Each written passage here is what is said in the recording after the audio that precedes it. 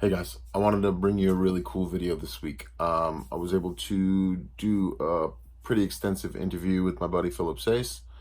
Um, we talked about playing in Dallas together.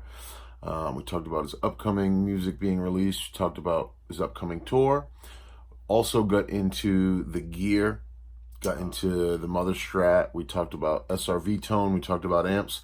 I tried to cover all the bases for you. I know this is something that you guys have wanted to see, maybe something you wanted to ask via FaceTime. Phil's on the West Coast, I'm on the East Coast.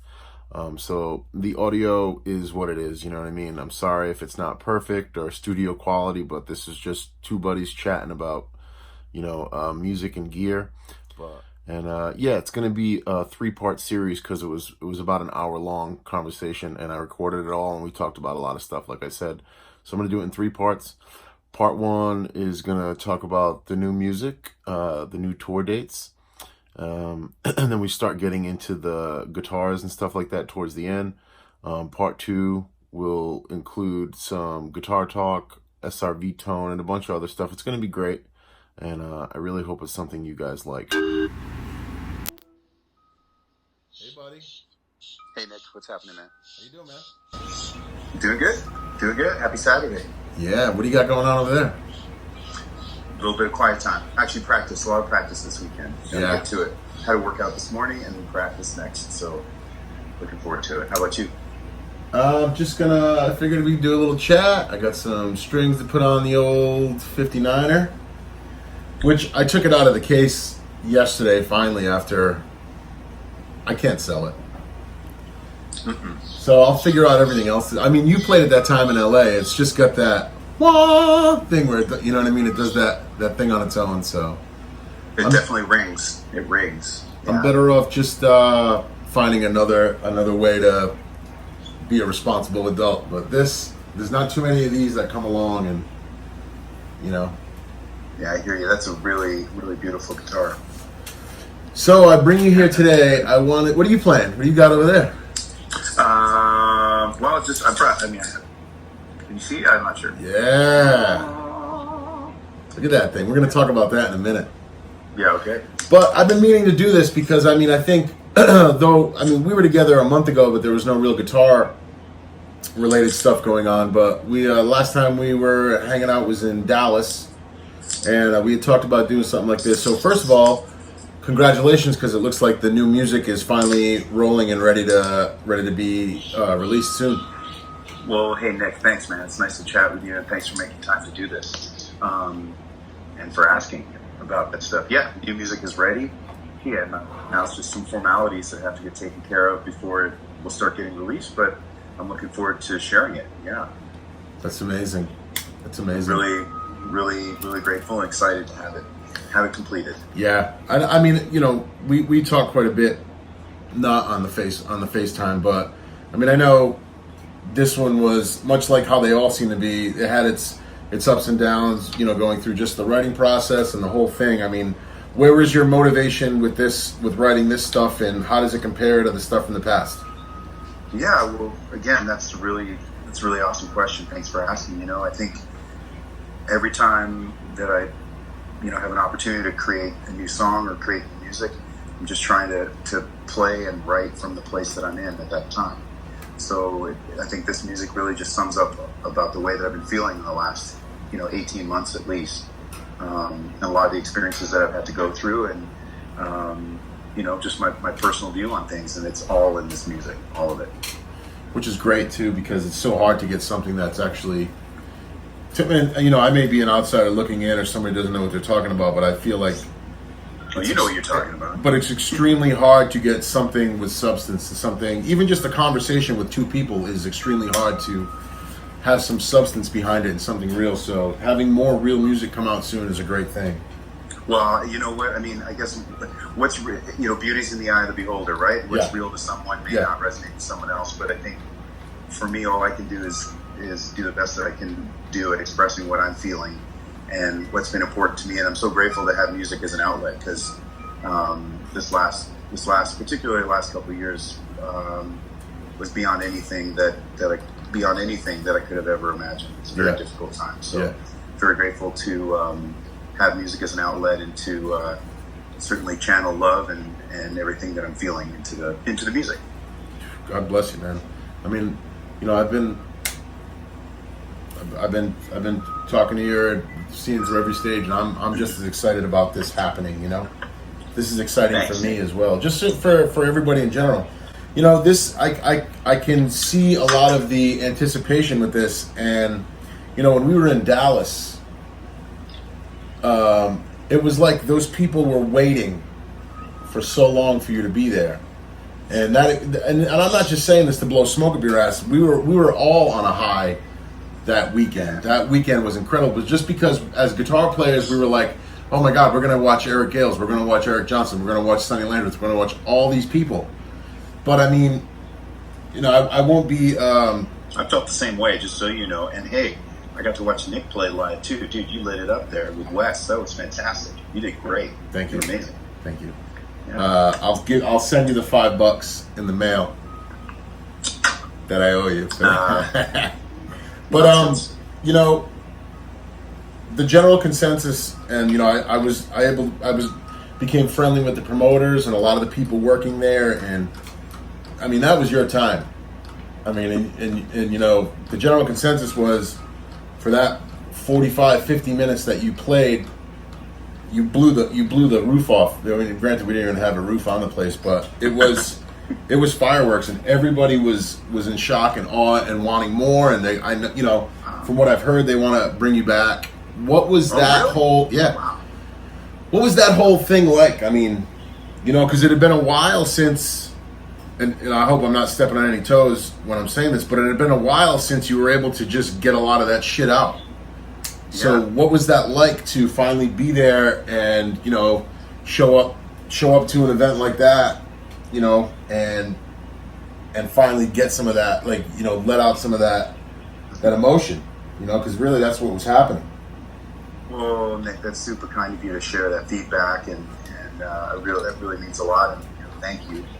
And you know, I consider it a real privilege to have had the opportunity to perform in that, and certainly in Texas, where so much of the music that has really shaped my life comes from. Yeah. You know, so many artists, you know, coming from that area, the music artists that you and I talk about on a regular basis, that, you know, that have certainly shaped the way that I think that everybody listens to music. And so much of that music coming from that pocket of the world.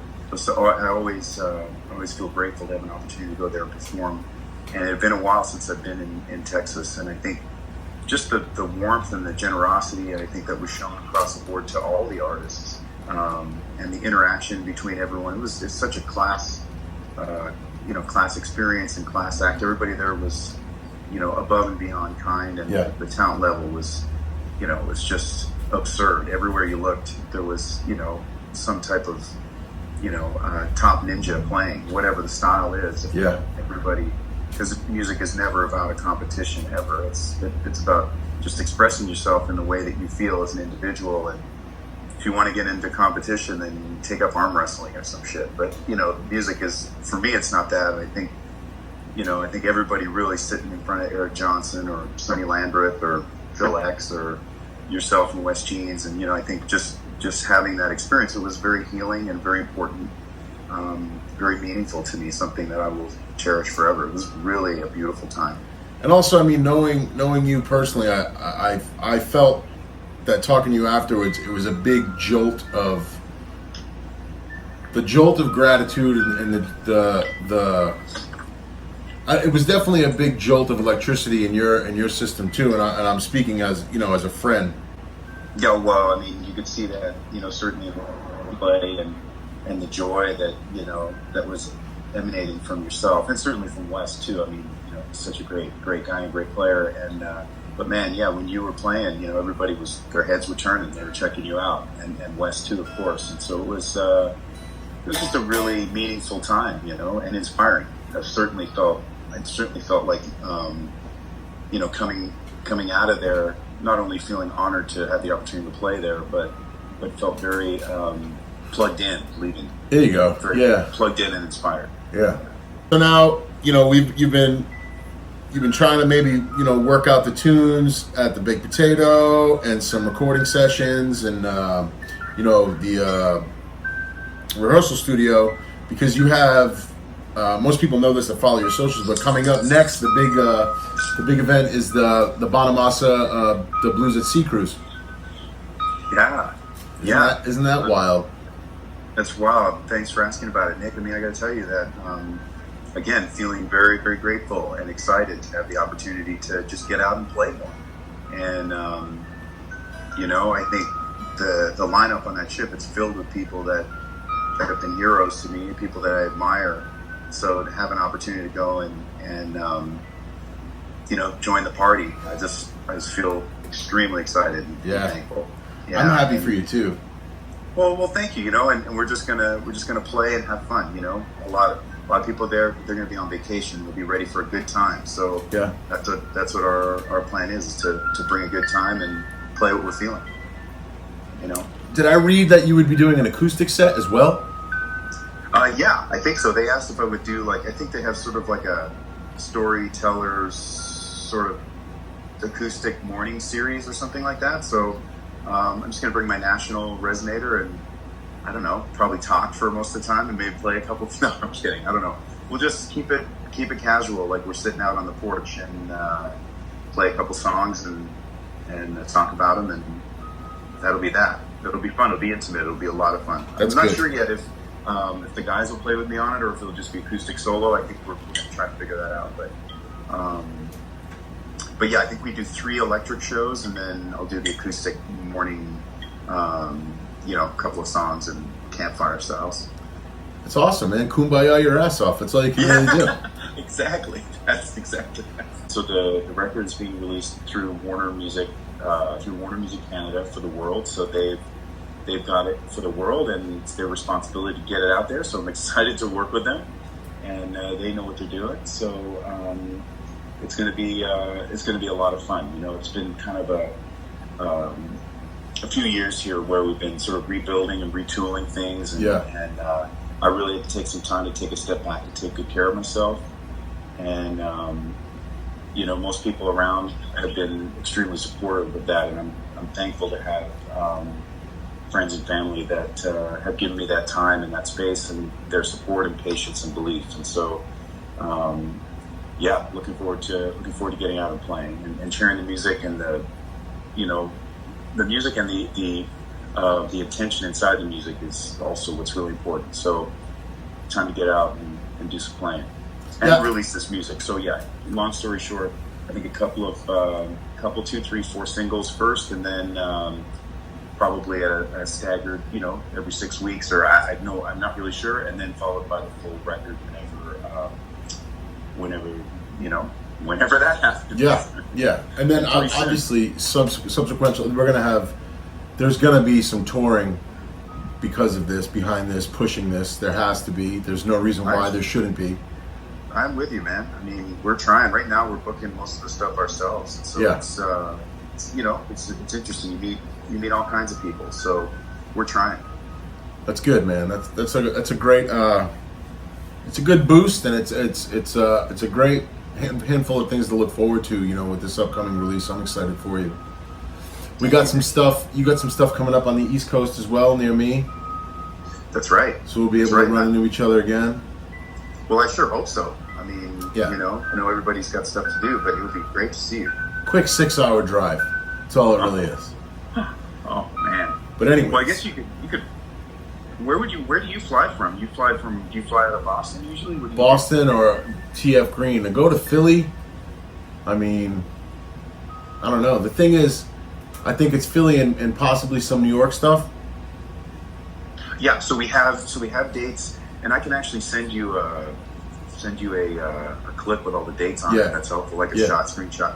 Yeah. But we have some new dates that just got announced. So we're going to be in Wayne, Pennsylvania on September 5th, which is just outside Philadelphia, from what I understand. And then on the 6th, we'll be in Syracuse at King of Clubs.